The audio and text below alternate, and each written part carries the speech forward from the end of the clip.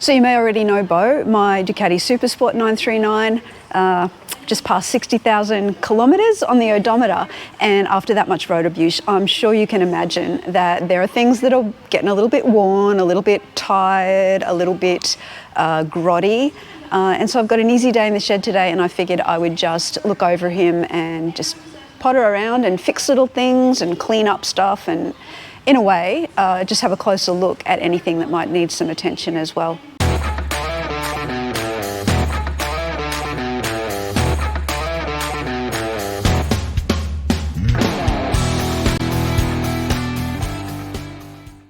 I've already started by getting tar spots off the, as much of the exhaust as possible, but mostly the catalytic converter cover, which I usually keep quite polished. But the stuff I was using is this, which does dissolve the tar pretty well. And then I've used some Quad Zero steel wool as well, which just really helped with the baked on stuff, particularly around the front here. That's still quite rough, that's never going to be smooth and shiny, but at least it's de-tarred. And then the next step will be polishing this with this auto sole, which I've always used on that to keep it nice and shiny as well. I did clean around the back of the catalytic converter, just up in there, which tends to get neglected when I give it a bath. It kind of looks a little bit kind of rusty, but I'm not sure if that's just discoloration from the heat, because it doesn't seem to come off like a rust would. So I'm not too concerned about that, and I'm certainly not going to polish that either.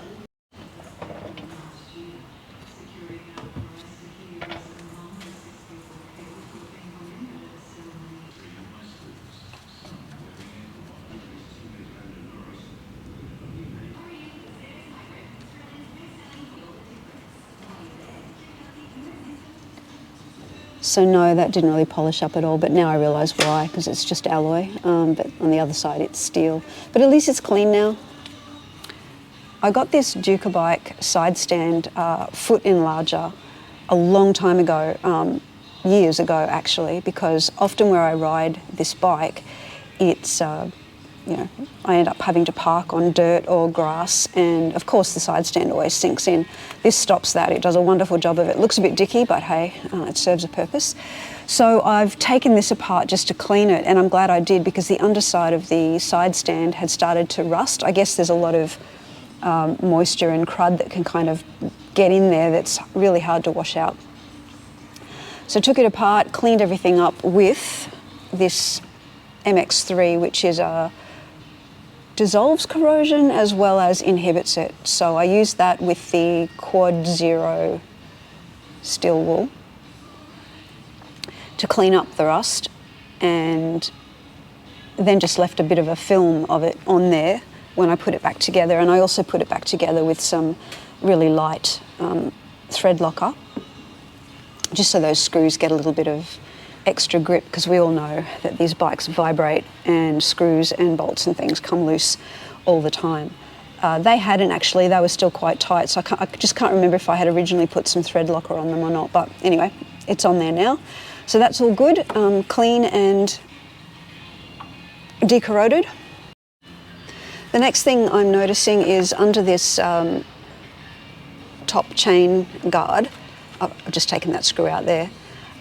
You can see how that plastic has been rubbing on the swing arm and taken the paint off. It's alloy, it's not really going to rust obviously, but I don't like it, so I thought I would just try and dig out a little bit of satin black paint from somewhere. I'm sure we have some in the shed cupboard, and just touch that up a little bit. I found this satin black, which is great. And I'm not going to spray paint it, I'm just going to dab it on.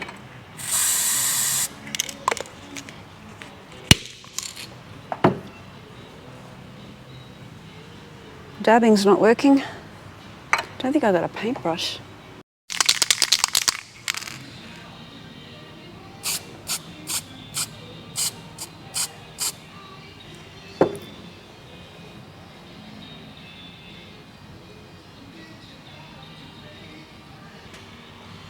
Kind of worked.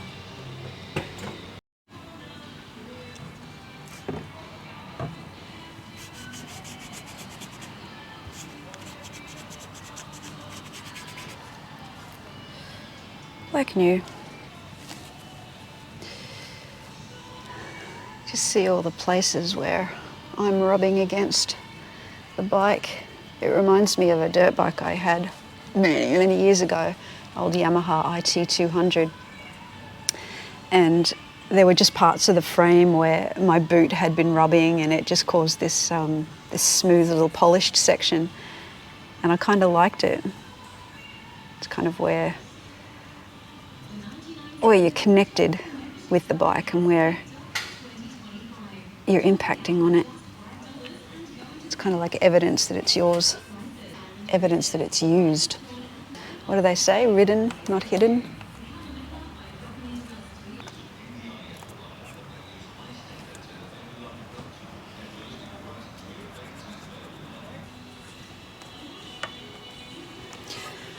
I bled the rear brake again yesterday too. It's been just over a year and it was getting quite soggy.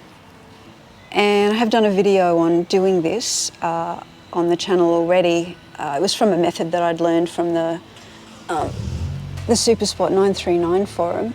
And the idea is that you're really, to bleed these properly, is you've got to get that caliper upside down pretty much, which means moving it from its position at the bottom of the rotor to the top of the rotor, and that's to get the bleed nipple up high, to get all the air out. Just using a vacuum bleeder or even standard bleeding methods just doesn't cut it. But in that video, I had brought the caliper through the wheel and back through the other side to get it to the top of the rotor, but it turns out I didn't really need to do that. I just kind of manipulated this wide gap between the spokes and I was able to just spin it upside down and get it up on the rotor without dragging it through. But I also used a rag just to protect the wheels so that as I was moving the caliper around, I wasn't scratching the wheel, which I did do a little bit that first time around. So that worked pretty well. I haven't test ridden it yet, still up on the work stand, so but I can definitely feel a lot more pressure in that rear brake pedal, which is great. I reckon I left it too long. It had probably gone down to like 15% of its potential power. And not that I use the rear brake very much at all apart from slow speed stuff. Just settling the bike and getting better balance at really slow speeds, like for U-turns and stuff. But it's still nice to have that rear brake, particularly for hill starts. The other thing I did was I actually used leftover brake fluid from last time, and I know that's a taboo for most people, that once you've opened a bottle of brake fluid, you use it then and you don't use it again in the future. But the rationale I had was, I'm doing it often enough that it probably doesn't matter a great deal, but also this reservoir is really just a bottle with a lid on it, just like the brake fluid I had. So I don't know, I guess it's an experiment then, just to see how this brake fluid holds up, even though the bottle had been unsealed a year ago but kept with a tight cap on it for that year. We'll find out. So yeah, getting this side nice and clean as well in those little nooks and crannies that I don't usually get with just a standard wash. Another bit that's often neglected with a standard wash is the spring at the back. You can see it gets all kinds of road tar sprayed up under there, and that's really hard to wash off just with bike wash. So I'll get the tar remover on a damp cloth and see how much of that I can clean up. It's such a pretty yellow. I think it should be clean and bright and free of tar.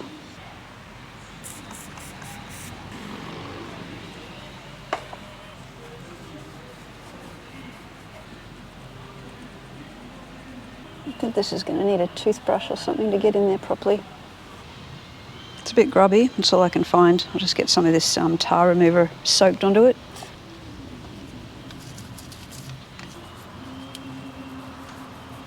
I guess the problem up here is that rear header bakes it on. It's not coming off as easily.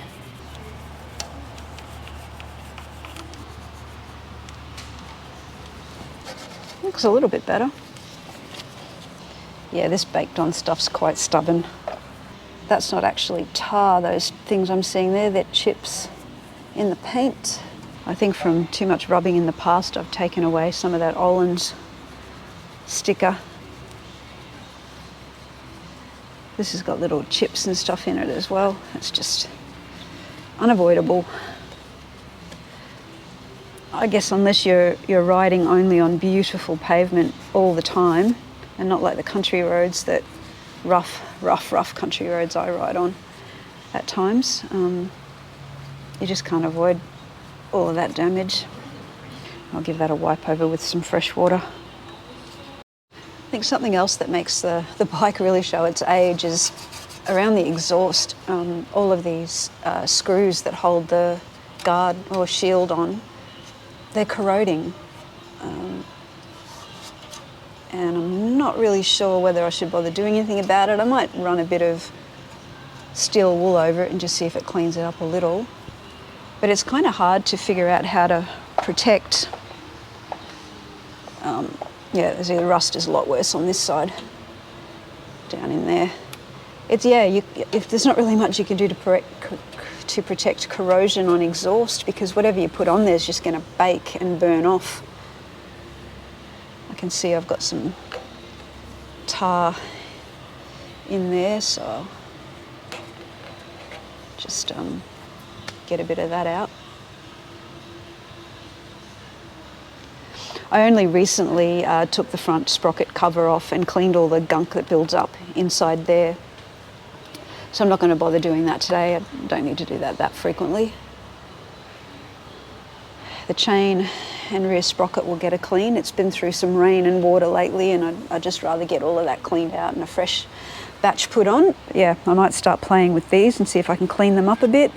And that's more just for aesthetics than anything else, and also to get some of this tar out of these harder to reach spots. Can you see that? I'm not sure that it's obvious. It's not much. I often find that there's kind of road gravel caught way back in there. Like I'm on the left side of the bike. That corner way back in there will catch water and hold it, but also I'll often be pulling out little bits of stone as well. I can't see any in there at the moment though. It kind of helps to do it with a rag, because as you're kind of massaging away the tar, you can feel the lumps of it to start with, and then you can feel it dissolving and becoming smooth, which means that it's come off. Which is exactly what's happening there. My paint on the swing arm is still drying. I've got another half hour and I'll put another coat on that. So on these exhaust bolts, I'm gonna use this MX3 again and see what effect that has. And I'll use it with a little bit of the Quad Zero steel wool.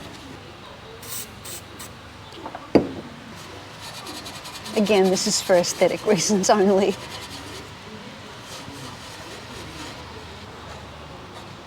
I'll do the other one while that one dries. I just think things that look corroded and rusty kind of make something look like it's not cared for. I think that one's looking better as it's drying, better than it was. I might need some more steel wool for that one.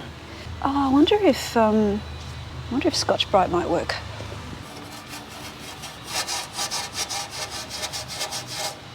I think that one's looking amazingly better, actually. It's probably just getting rid of that crusty surface corrosion more than anything.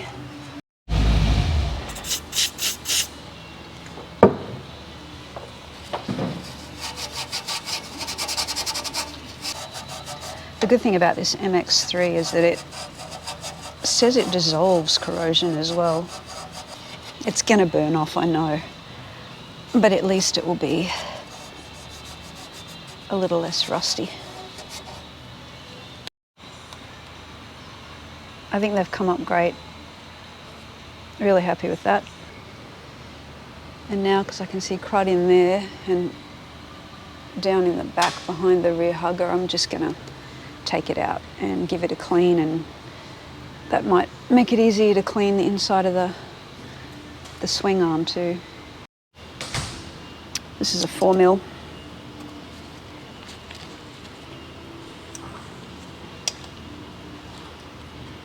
Oh yeah, there's crud.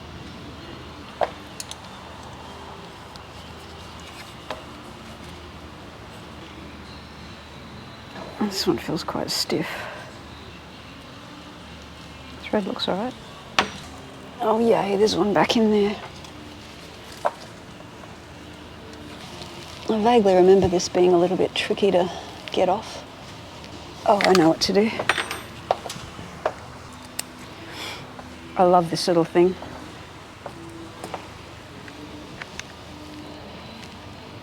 I could just get it in the hole.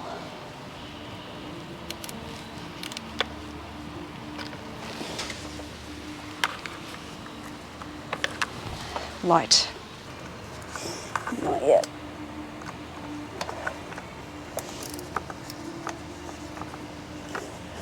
I need one finger to hold it so the ratchet will work. That's all I can fit in there. Yeah, that's a bit of a nuisance getting that one out. But there it is.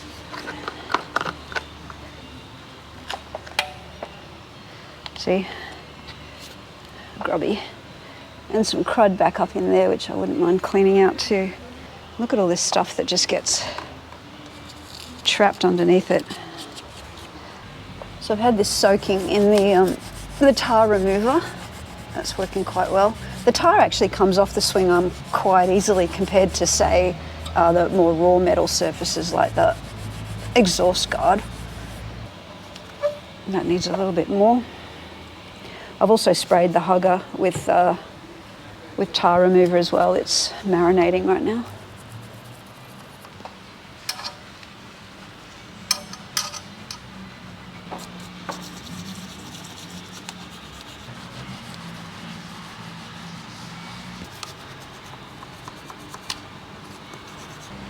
I thought I might have moved that then, but I haven't. I got it all out of there, which is nice. Look, up under here, there are a few stones kind of caught in there, so I'm going to get a pick and get them out. Oh, there's so much in there. I need light. I can't get it out. There we go. I definitely got it cleaned out better and I got all the stones out, but I think the only way to get that thoroughly cleaned out is to disconnect that shock from the swing arm, which I am not going to do today. Maybe that'll be a 100,000 kilometre job. The hugger is not coming up like new, understandably. It's just too exposed to everything that's flung off the rear tyre. So that texture there is actually abrasion, it's not tar. It's rough as. But I did manage to get a whole lot of crud out of these bits and pieces I couldn't otherwise reach, so it's good.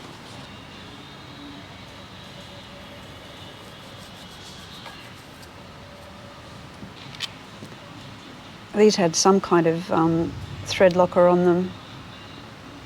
I've just taken all of that off and I'll just use a little bit of purple. Whoops, maybe a bit too generous there.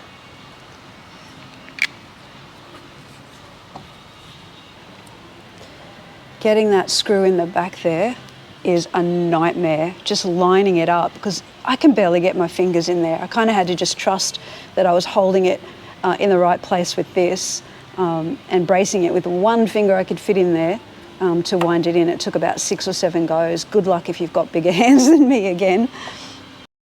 It's time to get another coat of paint on this. Like, it's not beautiful, but once that chain guard is back in, chain guard is back in there, it won't be as obvious, and maybe, yeah, it's going to wear through again, but maybe it'll just take a little longer. But for now, it makes me happy seeing it all black.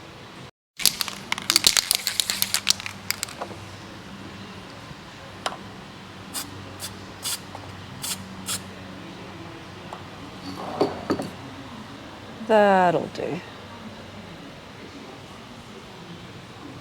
So as I'm moving forward, the next thing, I mean, apart from a general wipe down and clean, the next thing is this black, I imagine from this grommet here, it's rubbed into the paintwork from my knees, really. That's kind of where, based on my leg length, I seem to be pressing into the bike mostly. I know I can get that cleaned off with some, just like a scratch remover or a cut and polish, but I don't think we have any here at the shed, so I might have to leave that for another day when I'm at home and can get it. It's not a big deal, but it just looks a little bit yucky. That's on both sides. And the only other thing that's been on my mind is these front rotors. I've never given them a good clean, and you know, there's bits of corrosion building up in these little rotor buttons and I don't know, around there. There's only a tiny little bit of a lip starting to form. I think they're still fine. These are the original rotors. I never ended up having that problem that a lot of SuperSport owners had with warped rotors. So, well, after 60,000 kilometres, if they're going to warp, they would have warped by now, surely. So yeah, but I would like to give them a clean with some brake clean and just get some of that rust and corrosion off. But to do that, I need a front stand, and I haven't got one yet. Well, this is probably not something that's specific to being 60,000 kilometres old. This is something that I do a little bit more frequently than that, and that's clean out in here. Every time I wash it, there's crud that'll come out of the oil cooler guard, and after bad weather, it's obviously worse. But often whenever I have the fairings off, I will take this guard off as well and clean out in there, because even though I've just blown it out with compressed air, but I can still feel some stones in there. Can you hear them? But anyway, that's what's come out today, and that's probably a bit more than normal, just because I've been riding through rain and dirty roads. But I think I would rather have, that's a Evotech oil cooler guard underneath the factory plastic one. I'd rather have that to protect the oil cooler, because it gets really quite trashed from stones being thrown up at it. So even though I've got to clean it out a lot, it's still worth having to protect the oil cooler. Also got one, you can't see that at all, can you? There's also an Evotech radiator guard as well. But yeah, I think all I need to do now is just give it a wipe down, get the chain cleaned and lubed, and that will probably do it for its 60,000 K spruce up. What an amazing bike, hey? Like, I just so want to keep this forever. I have not thought of another bike I would rather be riding around on the street on. I absolutely love the 848 for the track. Here she is, the lovely Eva. I've had 8 track days on her now. I just love it. She's definitely got more power than the SuperSport, and definitely much sportier geometry, so getting her around the track just feels much more natural. But for street riding, spirited day rides, road trips, this is my pick. So comfortable, plenty quick enough for the street, and just a gorgeous experience to ride. So yeah, I'm doing all these little things to keep it in the best possible condition for as long as I possibly can. Well, it's not the most exciting video, but no, I just wanted to record what I did at the 60,000 K mark for this bike, because I think paying a little bit of extra attention to it when it's getting a bit older is important, and there's nothing quite like going over some of the details to really get you looking closely at things that might be starting to need some attention, but also just giving it a bit of a zhuzh up, you know, getting rid of a bit of rust here, or deep cleaning there, getting underneath something else, repainting that little bit was quite satisfying. makes it feel not quite so aged, I guess. And this bike really isn't aging that badly at all. It's running really beautifully. It has been a wonderful bike to have, and I'm keeping it. I can't think of another bike I'd rather have. So if yours is getting a bit long in the tooth, maybe this video is a bit of inspiration for taking a closer look at it, fixing up a few little things, and giving it a little bit of a spruce up so that it feels fresher again, I guess. So that's it for this video. I'll see you soon, no doubt, with, I think I've got some upcoming videos, one back on the 308, but also another track day on the 848 as well. I'll see you then.